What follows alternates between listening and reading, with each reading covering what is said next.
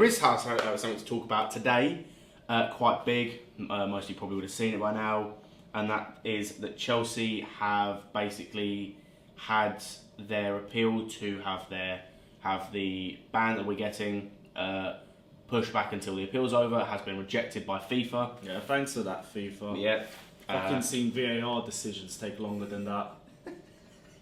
I rate that. Did you get that from somewhere by chance, or did you actually come up with that? Because I've seen a couple of people say that. Probably. But yeah, I've got a quote from Chelsea Football Club. They say that they are astonished by FIFA's appeal committee, their decision not to suspend its sanction pending completion of the appeal process, and that the club has acted according to all the regulations.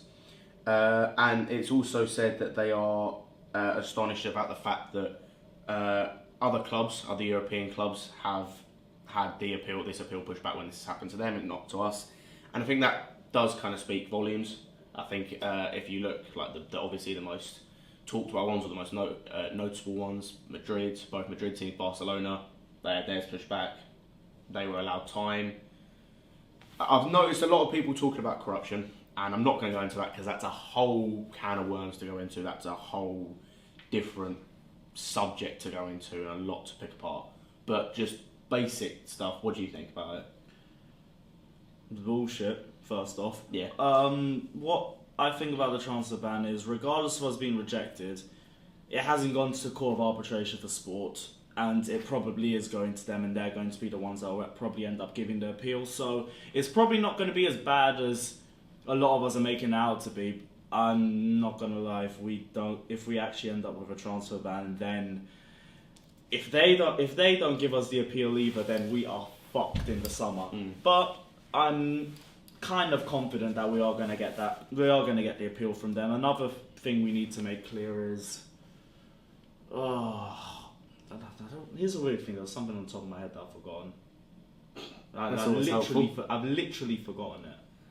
It will if it comes back into my head, I'll make it clear. But one thing I do want to touch on with you that I haven't really touched on before, at least not on camera, I don't believe we've touched on, is your opinions just on the transfer ban in general, just on the whole process that's gone through, what it's going to look like in the coming season. Yeah, that just reminded me of the other point. My point is, if we don't get this appeal and we have to go through the transfer ban, everyone who's responsible for it needs to be sacked.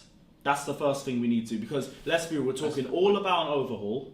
We're talking about how the club needs to change from the top downwards. If we have a two transfer window ban, especially in the state that we are in right now, and we have failed to prepare for season upon season upon season upon season, everyone responsible needs to be out. That was the point I need to make. But what were you going to ask? Just your opinion on the transfer ban as a whole. Obviously, I don't believe, I could be wrong, I don't believe that we got to hear your opinions on camera in any sense, and just the whole process, as I said, just to put an appeal in, as you said, the rejection took, what was it? I think the whole process of us putting the appeal and it being rejected was a case of 4 days. I swear they ain't even done doing everything they need to do. They were just very quick to throw that off. How can you have an appeal process that lasts 8 months and you're decided, oh no, it's fine in 4 days? Jose was right. There is a campaign. But yeah, just your whole sort of opinion on it. What, looking towards the future and whatnot. It is really shit. I mean, one of the positives is that before this happened, we did manage to get rid of some deadwood. Moses, Fabregas would have taken a lot off the wage bill. Yep. But there's still plenty deadwood in the squad. Yep. Let's be honest. Like, if we want to just roll off a couple names to begin with, Ross Barkley. Yeah, Drinkwater. Willian Pedro, Zappacosta. Look, all of this. Yeah. But that also leads to a positive potential of actually using the youth. I know there's going to be a question of, are we going to use the youth? And I'm not going to try and be that confident knowing our track record.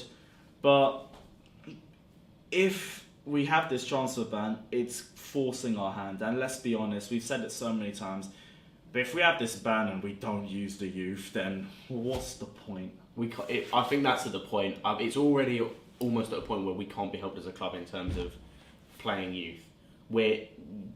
This ban has basically put us into a corner where we've got no other option. And if we still don't choose that option, what hope have we got as a club going forward? Here's the thing, like, if we had the appeal, it would be to an extent, it'd be a blessing in disguise, because the first thing I do is I bring back that entire loan army, keep anyone with any real chance of making it into the first team. That's about 5 or 6 names, to be honest. Yeah, you could include a few more just in terms of squad players to get rid of that deadwood. Oh yeah, if it includes Deadwood, yeah, maybe add a couple more. But the point still stands. There's about 30, 40 man on there. Oh yeah, I think it's 40 exactly, or like 41, I think. Let's be real, and if we take into account Marina and her ability to shake clubs when it comes to us selling them, we could actually make pretty decent profit out of that, and that would be what? 100, maybe pushing 150, really far off 200, maybe depending on how good she is at it. Yeah. That's another 100 to 200 million that we could put on transfers to boost our squad for next season, including the youth players that we have. We could really make this transfer ban to an extent work for us. Yeah. But will we? I absolutely agree. I think that this could be a perfect time to in a way, start that rebuild we've been talking about in terms of start moving the youth in to get rid of, as I said, the Deadwood, the likes of the Zappa-Costas, Drinkwaters, Williams, etc. that we've mentioned. I think the main thing, as you touched on, is are we going to? And I really want to be positive because obviously, like, no one hates being negative about their club. I certainly don't. I doubt you do. But there is nothing remotely that I've seen in the past, in the present, in any point that I can remember in the last 20 years maybe, at least since I've been alive, that indicates that we're going to change. This is the thing. It's very hard to be motivated when your club isn't, and the problem is, and we've said it so many times, when it comes to transfer windows, no matter how strong we look or how strong we think we look, we always look like a mess whenever the window opens. I mean, you use January for example. We had that big send-off for Fabregas against Nottingham Forest. And then a couple of days later, he's apparently back in training because we haven't got a replacement for him. Then he ends up going to Monaco, and we still don't get that replacement. I think it goes deeper than that. I think if you look at like that whole farce, we said we're not getting rid of Fabregas until we get a replacement. That was made clear. Then all of a sudden, we can go to Monaco because we got a replacement lined up. Then, as you said, it's the Nottingham Forest, the training fiasco. Then all of a sudden, we've got a deal in place with Paredes to sign him. That was at Zenit. It was like he's not PSG. Oh, yeah, he went. He went like a few days. Like we basically said no, we don't want to pay. I think we wanted 30 million for him. They said no, we want at least 40, 45, and we went no, we're not paying that for a second choice. Basically, went to PSG. But it was like we had so many ideas in mind, as we tend to do. I.e., look at Lukaku last season. I think it was the season before. Oh yeah, we wanted Lukaku for bare time, and spent we spent a good month just like, no, we'll get him at any point. We can do whatever we want. United come in with a bid. Oh crap, we've got to do something now. And we end up with Morata, and oh Christ, we know that. Poor guy, he had to re-dye his hair and everything.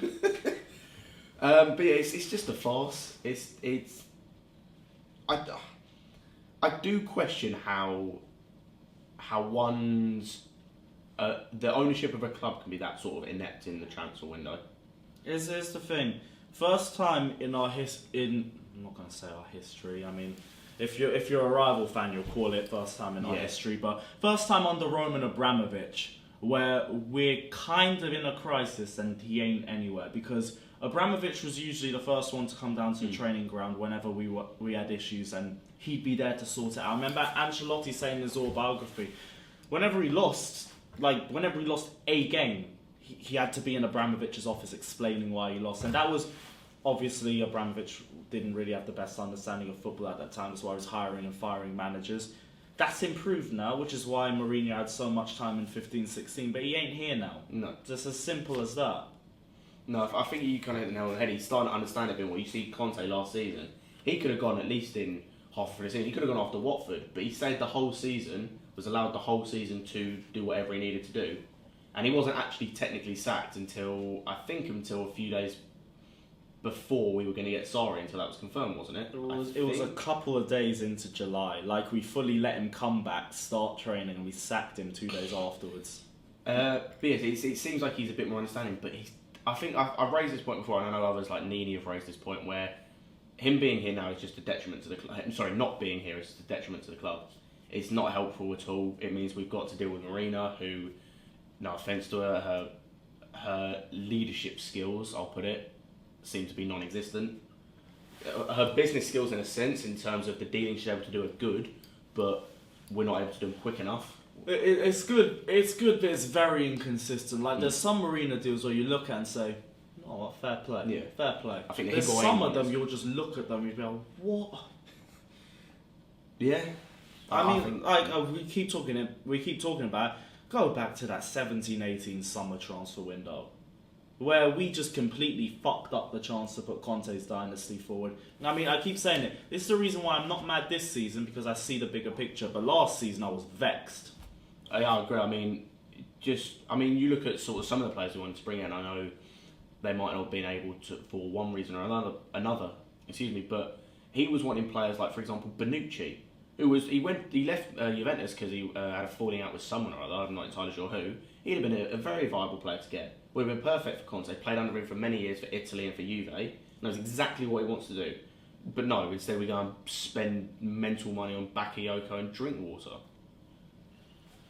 The thing with us is that we always react too late in the transfer window, and that's been our problem. And when we're looking at this transfer ban, if we get this appeal, the one thing that we need to ask is just get everything done early. The last time I remember us getting all of our business done very early and going into the season properly prepared was the 14-15 season.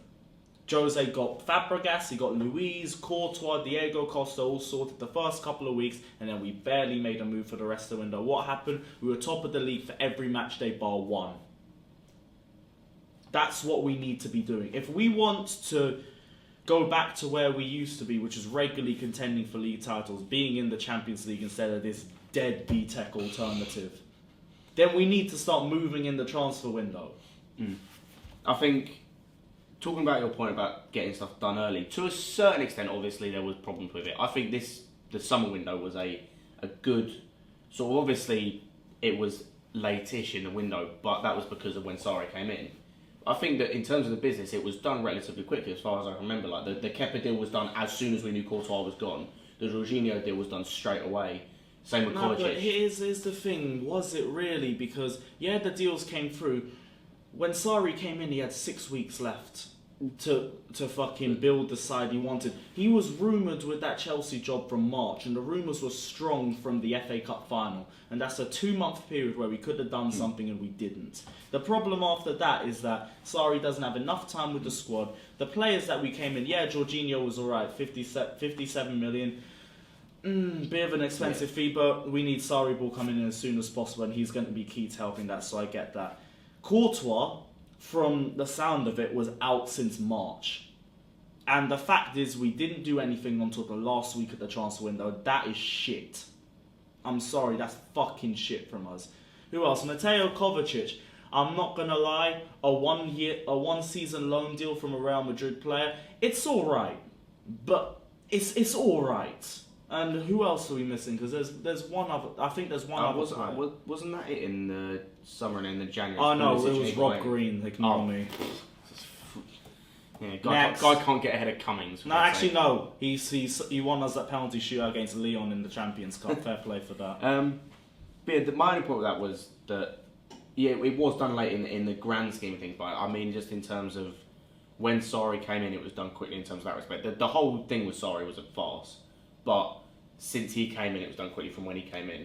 He should have came in long before he did. He should have been sorted as soon as the cup final, because let's be honest, we all knew Conte was out the door since January at least. After the Watford game, as I said, you probably could have sacked him at that point. Here's the thing. No, that's a story for another video. Ignore that. Fair enough then. But yeah, let us know what you think. Got a little bit off track, but yeah, let us know what you think about the appeal being rejected. As we said, it's going to the Court of Arbitration for Sport. And it should hopefully be all sorted from there. But let us know what you think in the comments section below.